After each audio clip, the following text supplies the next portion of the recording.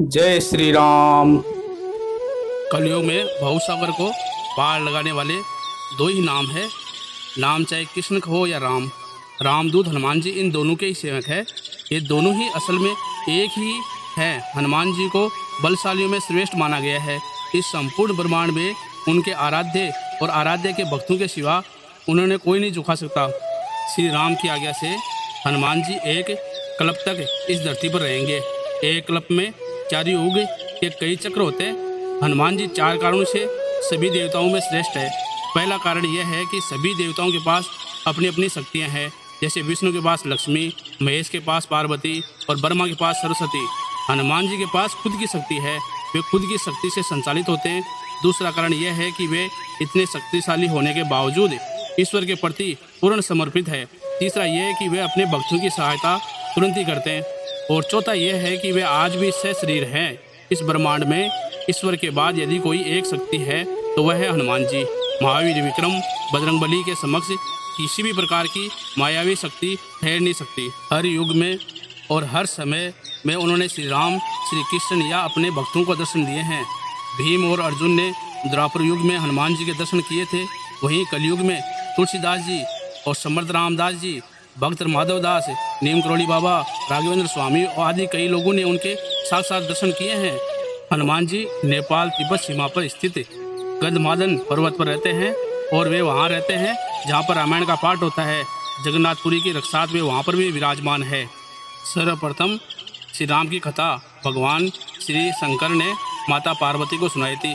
उस कथा को एक कौवे ने सुन लिया और उसी कौवे का पुनर्जन्म काकभूषणी के रूप में हुआ। काकभूषणी ने भगवान गरुड़ को कथा सुनाई थी। परंतु वाल्मीकि रामायण से पहले हनुमान जी ने रामायण को एक शिला पर लिख दिया था। हनुमान जी ने एक शिला चट्टान पर अपने नाखून से लिखी थी।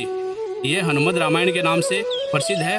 परंतु बाद में उन्होंने वाल्मीकि जी की निराशा को देखते हुए इसे समुद्र में फेंक दिया था। हनुमान जी के पिता सुमेरु पर्वत के राजा केसरी थे तथा उनकी माता का नाम अंजना था। इसलिए उन्हें अंजनी पुत्र कहा जाता है।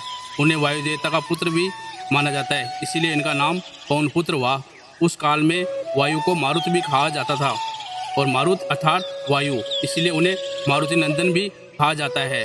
उन्हें शंकर सोन भी कहा जाता है अर्थात शंकर जी के पुत्र। इंद्र के वज्र से हनुमान जी की हनु ठुड्डी टूट गई थी, इसलिए तब से उनका नाम हनुमान हो गया। और वज्र को धारण करने वाले और वज्र के समान कठोर अर्थात बलवान शरीर होने के कारण उन्हें बजरंग बली कहा जाने लगा। किंवदंती के अनुसार भगवान राम का अपने भक्त हनुमान से युद्ध भी हुआ था। गुरु विश्वामित्र के निर्देशानुसार भगवान राम को राजा ययाति को मारना था। राजा ययाति ने हनुमान से शरण मांगी और हनुमान जी ने राजा ययाति को वचन दे दिया। हनुमान ने किसी तरह के अस्त्र शस्त्र से लड़ने के बजाय भगवान राम का नाम जपना शुरू कर दिया। राम ने जितने भी बाण चलाए सब बेअसर रहे। विश्वामित्र हनुमान की श्रद्धा भक्ति देखकर हैरान रह गए और भगवान राम को इस धर्म संकट से मुक्ति दिलाई। राम भक्त हनुमान जी माता जगदम्बा के भी सेवक हैं। हनुमान जी माता के आगे आगे चलते हैं और भैरव जी पीछे पीछे। माता के देश भर में जितने भी मंदिर है वहाँ उनके आसपास हनुमान और भैरव के मंदिर जरूर होते हैं। हनुमान जी खड़ी मुद्रा में और भैरव का कटा सिर होता है। कुछ लोग उनकी ये कहानी माता वैष्णो देवी से जोड़कर देखते हैं। भगवान श्री राम और माता दुर्गा की कृपा चाहने के लिए हनुमान जी की भक्ति जरूरी होती है। हनुमान जी की शरण में जाने से सभी सुख सुविधाएं प्राप्त होती है। इसके साथ ही जब हनुमान जी हमारे रक्षक हैं तो हमें किसी भी अन्य देवी देवता, बाबा, साधु, पीर, फकीर, ज्योतिष आदि की बातों में बटने की जरूरत ही नहीं है।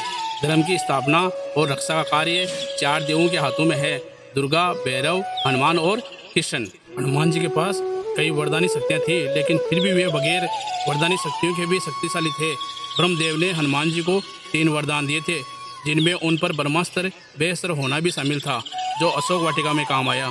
एक ऐसी भी किंवदंती है, भगवान राम जब राज सिंहासन पर विराजमान थे तब नारद ने हनुमान जी से विश्वामित्र को छोड़कर सभी साधु से मिलने के लिए कहा। हनुमान जी ने ऐसा ही किया। तब नारद मुनि विश्वामित्र के पास गए और उन्होंने उनको भड़का दिया। उसके बाद विश्वामित्र गुस्सा हो गए। उन्होंने उसे अपना अपमान समझा। भड़कते हुए वे श्री राम के पास गए और उन्होंने श्री राम से कहा, हनुमान को मृत्युदंड देने का कहा। श्री राम अपने गुरु विश्वामित्र की बात कभी नहीं टालते। उन्हें बहुत ही दुखी होकर हनुमान जी पर बाण चलाए, लेकिन हनुमान जी राम का नाम जपते रहे और उनको कुछ भी नहीं हुआ।